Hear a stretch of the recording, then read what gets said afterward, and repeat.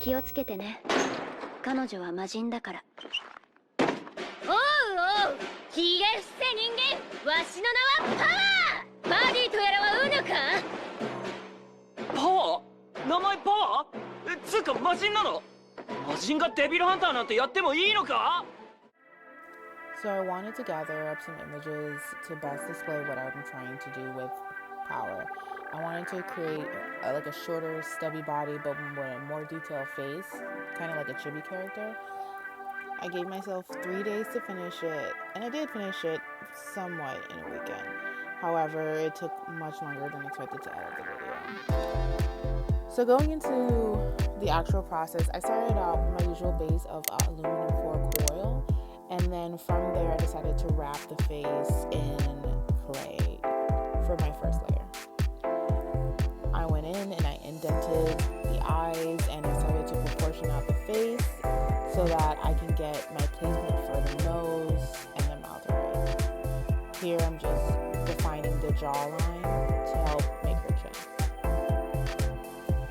The nose is a teardrop shape that I mushed into the face. So try to be careful with adding clay on top of already shaped features because the more you handle it, the more prints and dust you leave. With the mouth, I'm just blending it all in and just trying to get the proportions right at this point and not really defining any of her actual features.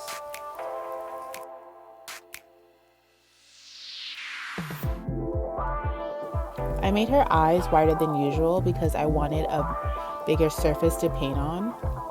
So instead of doing 2 small balls, I did 2 medium balls and I inset them into the face, and now I'm just smoothing it out and creating eyelids from the extra clay.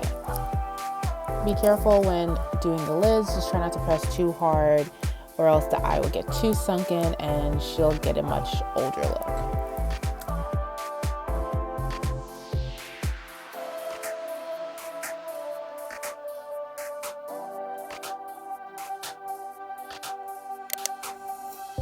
Oh my gosh, you can import like that? That's crazy. So, as I was saying, when you think about the list, you always think good about it. If I did a profile, you want your mouth to go outward. And then to build upon the lips, you add a big dot here and then 2 on the side so you can have full lips. And then 1 big piece going straight across because you don't break up the small lip because it's going to look like you have messed up lip filler. And then you're able to play with it. Because if you break it up too much, it's going to look rather thin. So think about that. Leave this upward because remember, this is I think this is fat on top of here on the muscle. I think it's muscle. Muscle here, something's here. Fat is on top of this, fat is on this, muscle, and then chin. Think anatomy when we're building people. Think anatomy.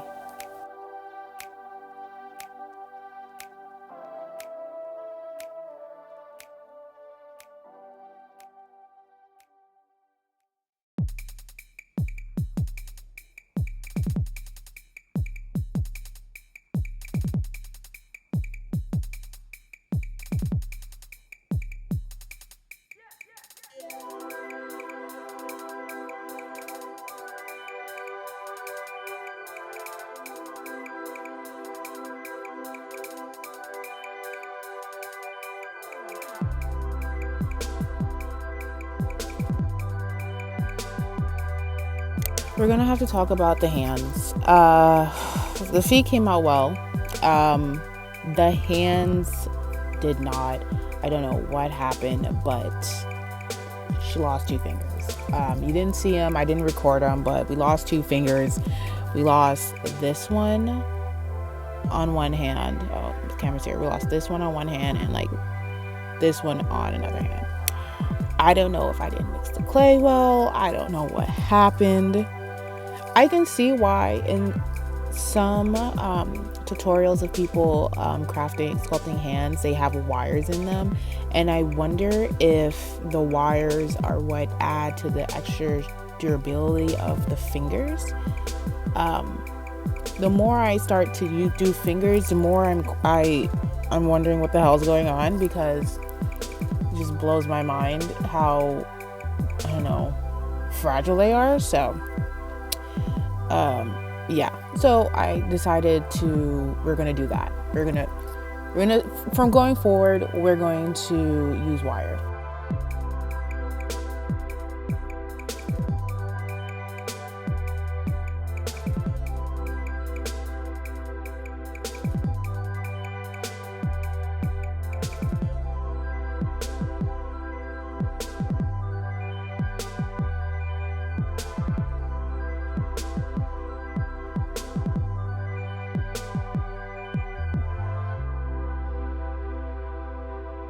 Started painting the face. I started with the base color as always because I wanted to get, I mixed two types of Sculpey clay together so I can have detail.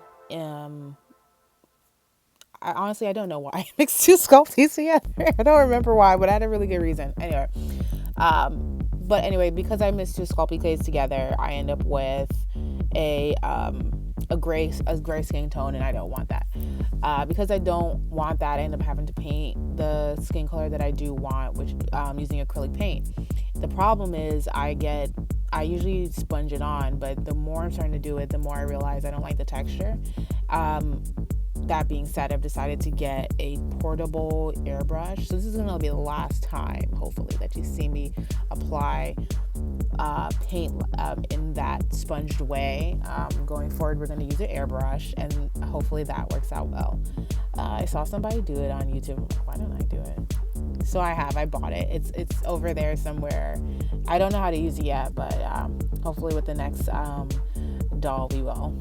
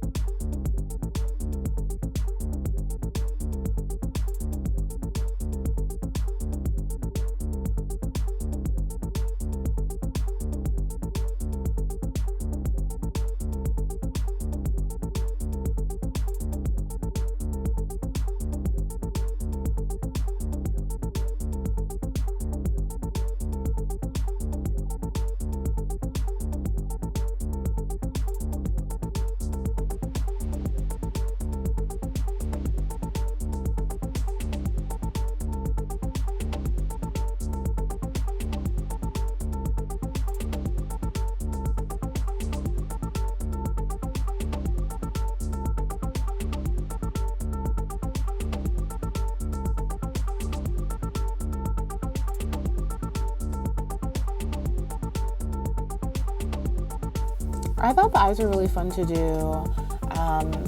Again, because I made them so big, I had a really big canvas to work with, especially with Power's eyes. She has those like an X in the middle or a cross. I'm not too sure what is what. But I don't know. I had fun doing it. I just think that. What do I think? Oh, I think I got carried away with the eyes a little bit. I forgot that the whole thing was supposed to be Chibi inspired, and I never once looked at a Chibi reference while doing this. I was just looking at her eyes and trying to get as detailed as possible, which, you know, I think kind of broke the illusion I was going for. But, you know, this is my creation, so I'll take what it may.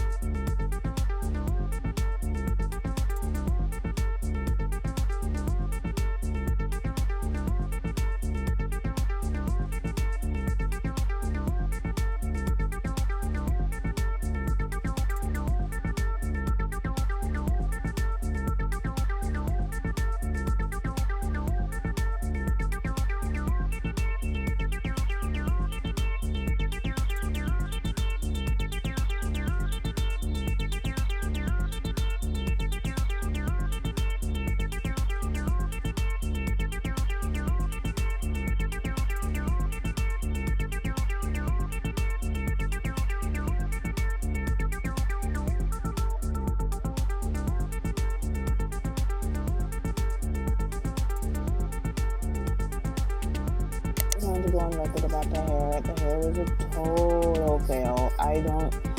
The hair I bought from Etsy, it's supposed to be mohair, wool.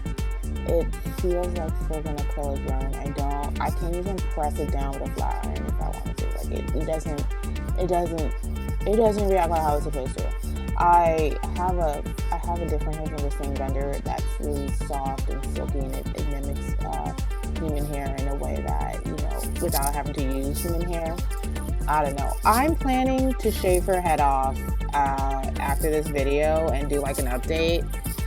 Later on, I already bought it. I bought doll hair just to see if it's different from like weave I can buy at the beauty store. So we're gonna do that experiment on the side. I might do it and make it into a short, but yeah. The hair had so much promise. When I was gluing it on, it was flowing, it was lengthy, and then as the day continued, it just got knotted up, and she lost like half her head. Me combing it out, she lost half her hair. I was so disappointed. Disappointed. But don't worry, all is not lost. I hope I can scrape the hair off. I've never tried to do that, so I'm not too sure. I'm kind of afraid I might chip her head, but you gotta do what you gotta do. Like, this hair is not working. She looks nuts. But I think it works out because she's supposed to be an anime character. So I think it works out for our case right now, but we're not doing this again for the future. When it's time to sculpt the body, I use a soft armature wire that they use for claymation. It makes it easier to pose the body when it's time to take photographs.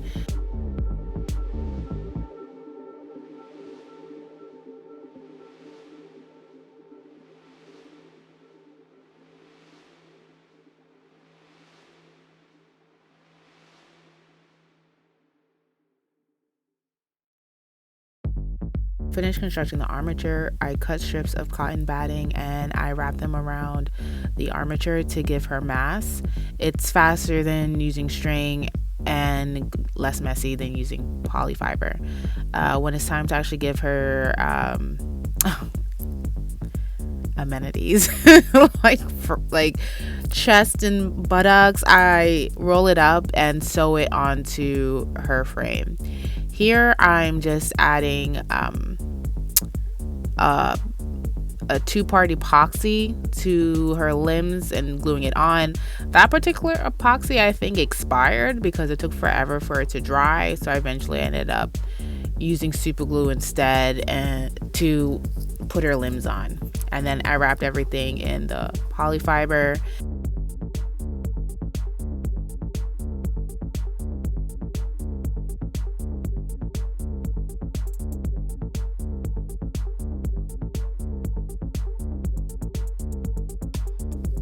This is a trick I got from another YouTuber, using athletic tape to wrap the body after you have your polyfill layer on. I found it helps let you visualize the shapes better and also conceal the polyfill.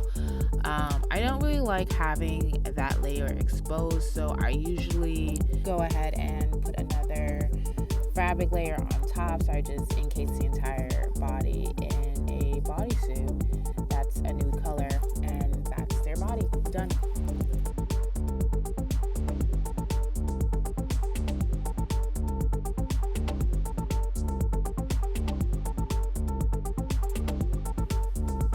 This project was very humbling because I realized that I need to do a lot of work sewing wise and construction in my garments because it was bad.